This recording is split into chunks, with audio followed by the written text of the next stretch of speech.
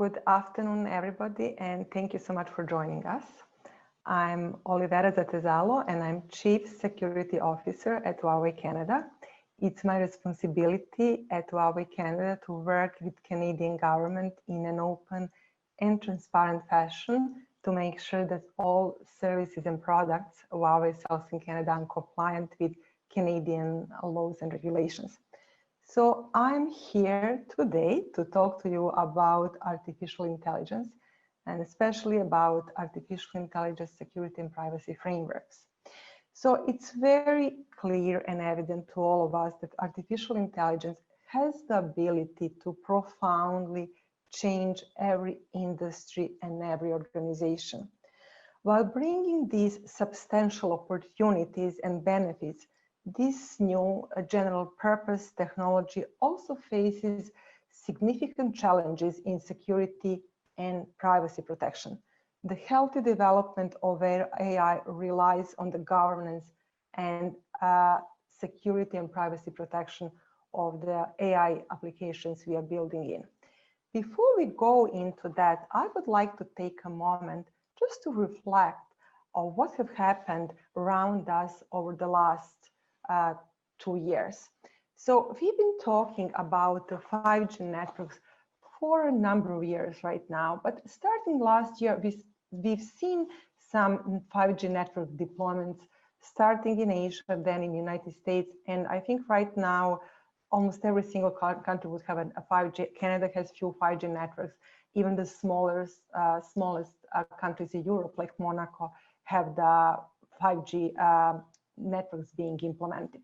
So with these 5G networks that are going to be much faster than the current 4G network, we are going to see a big changes around us. Our life and our work will never be the same. We are going to start seeing lots of devices being implementing around us. Some IoT devices, some artificial intelligence applications, they're going to be implementing in the environment around us, and they're going to be sensing a physical world and mapping it to digital signals. These sensors or IoT devices, they are going to be connected through the network to the big data databases, and they're going to be sending these data through the network to the big data databases. We're going to start processing and parsing this data, and we are going to send new information back to these devices. So these devices, they're not just going to be a sensors, they're going to start being an intelligent devices.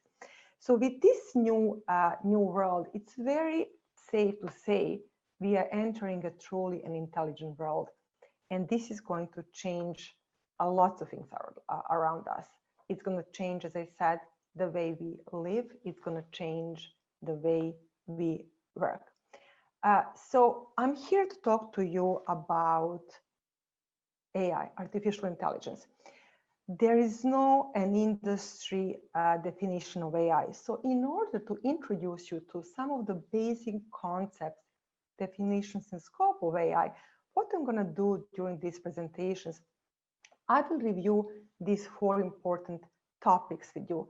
I will be talking about what AI is, what is the scope of the AI. I'll be talking about some of the challenges to AI security and privacy. Also, I'll be talking about AI security and privacy protection governance, and I'll be talking about AI stakeholders' responsibilities. So with this, I'm going to move to the definition of AI. So there is no unified definition, an industry well-known unified definition of AI. So the best way to describe AI is to look at the basic characteristics of AI. So what we see with any AI implementation is we see that AI is able to handle very complex goals. It's collecting and combining different amounts of data, is extracting information and knowledge and learning while doing that, and also it's making automated decisions at a different level. So when we talk about AI, this is basically what AI is. So in an absence of the unified definition of AI, I think this is the best way to understand what AI can do for us. Moving on, I would like to quickly review with you how AI is used.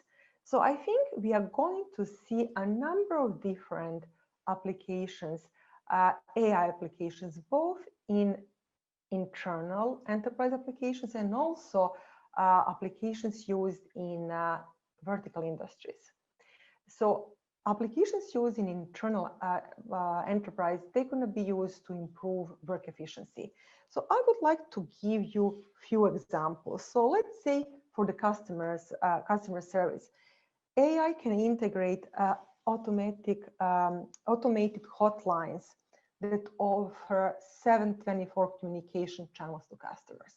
So before you call that organization, AI can classify customers, they can classify you, they can integrate customers' data and manage certain activities. It's a huge savings and huge efficiency improvements.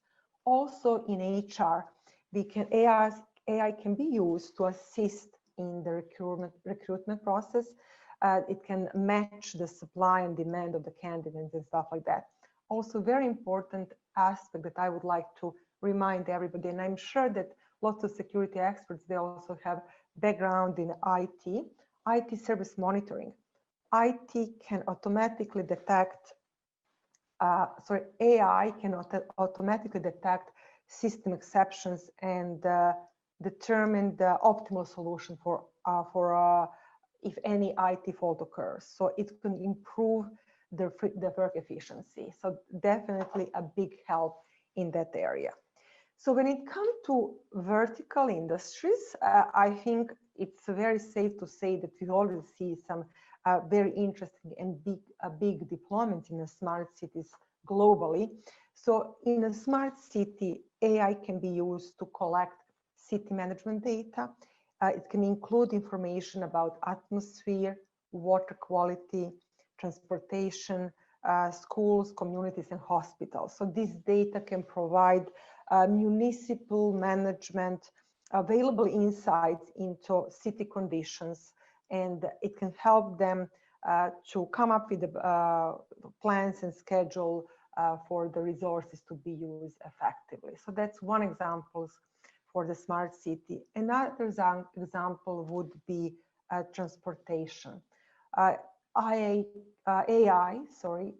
can help autonomous vehicles establish an accurate location. It can generate real-time models of the vehicle's surroundings, and it can plan a driving path and strategies by sensing the external environment and reading the engine data. So definitely big use in the transportation industry. So moving on, in order to establish a clear governance for cybersecurity and privacy for AI application, it's very important to understand also different roles and responsibilities when it comes to implementing AI applications. So on this slide, you see that we can categorize all different roles and responsibilities into data collectors. So data collectors would be all applications that we use to integrate information from multiple sources, and we can also use these applications to cleanse or process the information. Second category would be a solution provider. So in solution providers, so these are all developers of the AI solutions. It can be a chip development, this is a basic layer, or technology layer. So this could be a deep learning framework, or it can be an application layer, like any AI product, online service, and mobile application. A third category, also very important, would be a deployers. So these are all people or companies who are deploying and operating AI solutions. It could be backroom operations and the front of the house services. And last but not least, consumers and customers. They have a big role, and they also have big responsibility to play when it comes to cybersecurity and privacy protection of the data they're sharing with applications they're using. So it's very important to understand these roles, because these roles, they're going to have a different objectives and different responsibilities when it comes to cybersecurity and privacy frameworks. So in order to establish a sound framework for cybersecurity and privacy, we also need to understand some of the challenges. So some of the challenges can also be categorized in the technical reliability, societal applications, and the legal requirements and responsibilities. Very important, and this is actually a local requirement for each and every country that we operate or deploy stuff in. So technical reliability. So in this category, we actually look at, for example, deep neural networks, DNNs.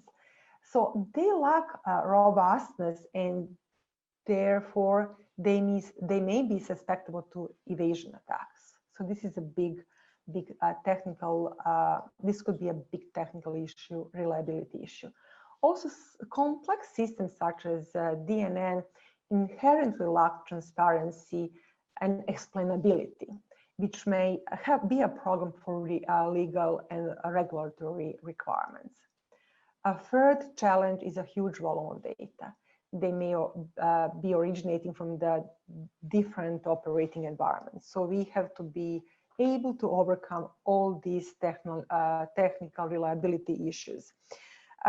So in order to illustrate, I'll give you one example. So in the field of autonomous driving, evasion attacks, for example, can lead to traffic offenses and even accidents. So that would be one of the challenges, technical challenges we have to overcome when we deploy any application for the autonomous driving.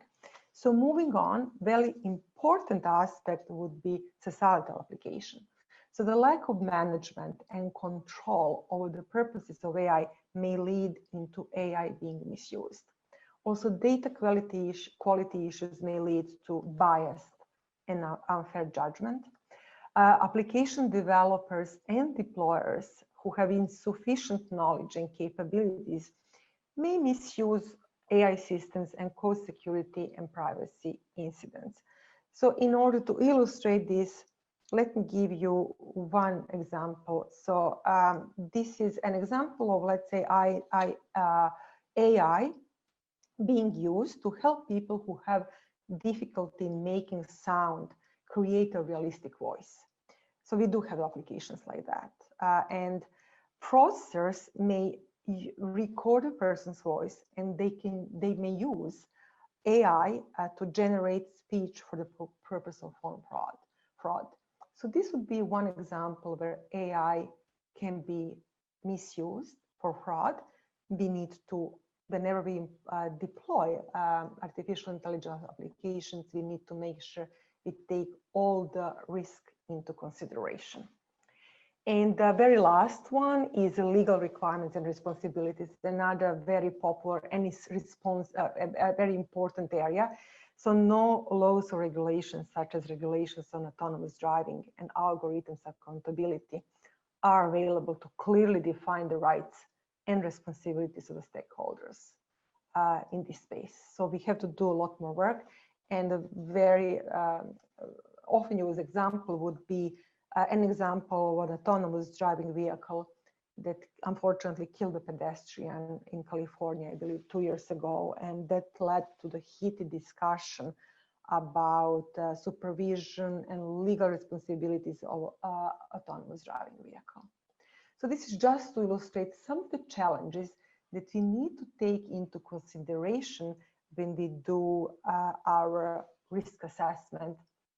That is actually a starting point for any governance framework. So moving on, what I would like to discuss right now is the different aspects that we need to look into, that we need to consider when we start coming up with our plan for the security, cybersecurity and privacy governance. So I listed here 7 different aspects, and I'll quickly go through each and every one of them. So this is just a high-level discussion for the people who are planning to do something like that, to make sure they don't overlook any of these very important aspects. So, for example, number one would be system security and controllability.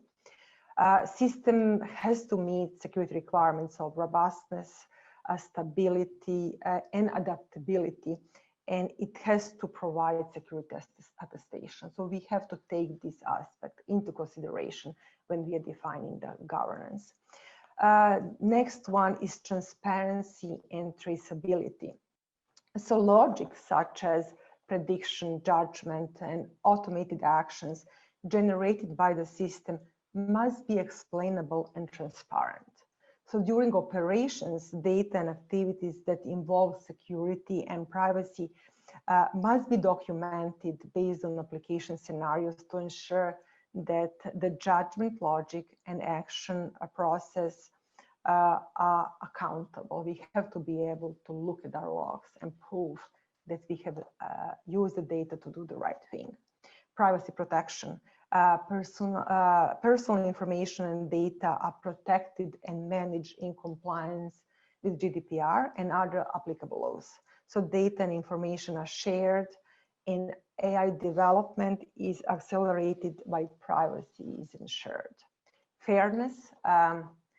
Unfairness is unfortunately inherent in society and in procedures. So to mitigate the unfairness that is inherent in our society, we have to ensure that fair distribution of benefits and costs, and we have to avoid bias, discrimination, and insult. Data management is another very important aspect. So data is critical to AI judgment results and model generation. So ensuring integrity, accuracy, availability, and confidentiality of the data is key to building any successful and accurate AI application. Competence, like we see these applications being implemented around us, and it's very important for the solution provider to specify the knowledge and the skills that are required to securely and effectively run AI for both those who develop AI and for those who deploy it. And also deployment objective assurance, like AI deployment and application must meet the requirements of lawfulness, fairness, security, privacy protection, and we have to follow established and agreed upon deployment process. So very complex an environment, lots of different roles and responsibilities, lots of aspects to take into consideration. So it's becoming very clear that we all who have a role to play in this space, we have to work together. So moving on, I would like to give you just a very high level example of the AI security and privacy protection framework. And this is an example based on the work we have done around the globe and based on the implementations and deployments and lessons learned we learned by doing that. So as you can see on this slide, there are 5 different categories. We have security and protection policies that are foundation for each governance of the AI application. So under these security and privacy protection policies, we have to have strategy policies. We have to clearly specify what our strategy with AI deployment and development is. We have to have general cybersecurity policies based on the cybersecurity risk assessment. At the same time, we have to have a general privacy protection policy, which is based on the privacy impact assessment, and data sharing and control policy, which is very important. We need to understand which data we collecting. Do we have authorization to collect the data? Do we have authorization to share the data? So moving on, organization and personnel, everybody has a role to play. We have to clearly define organization certifications that we want to do for our products and services, and we have to train our employees. Security awareness is a key. We have to train people on security awareness and privacy protection. Process design and product design, again, we have a very complex processes. We have to make sure that we have security and privacy checkpoints throughout the process to make sure we are compliant from the very beginning.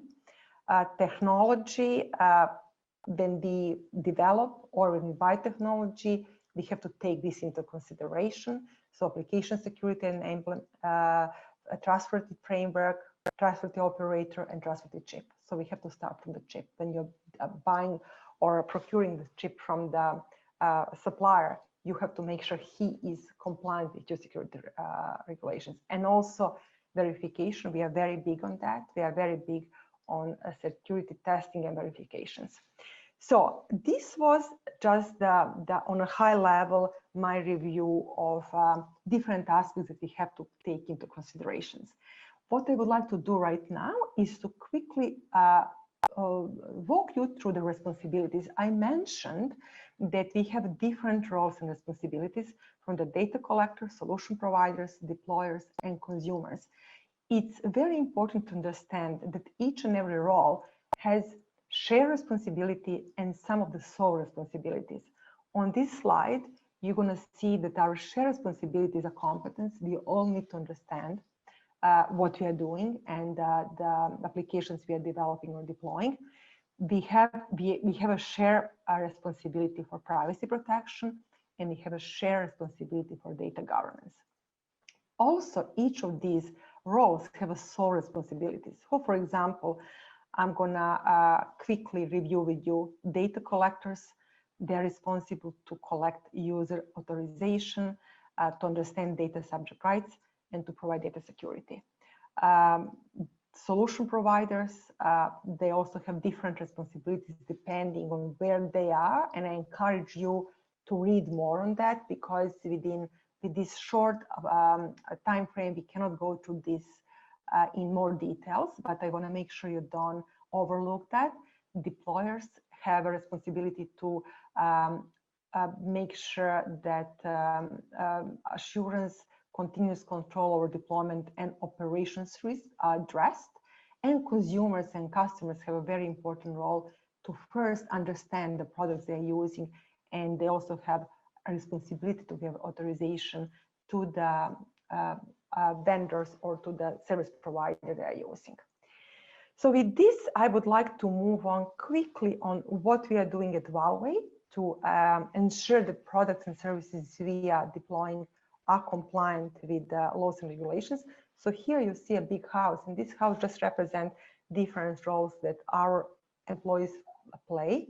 So on the left-hand side, you're going to see that we work hand in hand with our customers. They give us their security requirements and privacy requirements. We work with the local government. We implement this throughout the process, and we also, very important, do a process check to make sure that we implement their requirements from the design, build, deployment, and testing. So we use top to bottom and bottom to top approach, and our development process and deployment is based on some of the well-known cybersecurity frameworks like NIST and IPDRR. So with that, very complex process is this slide.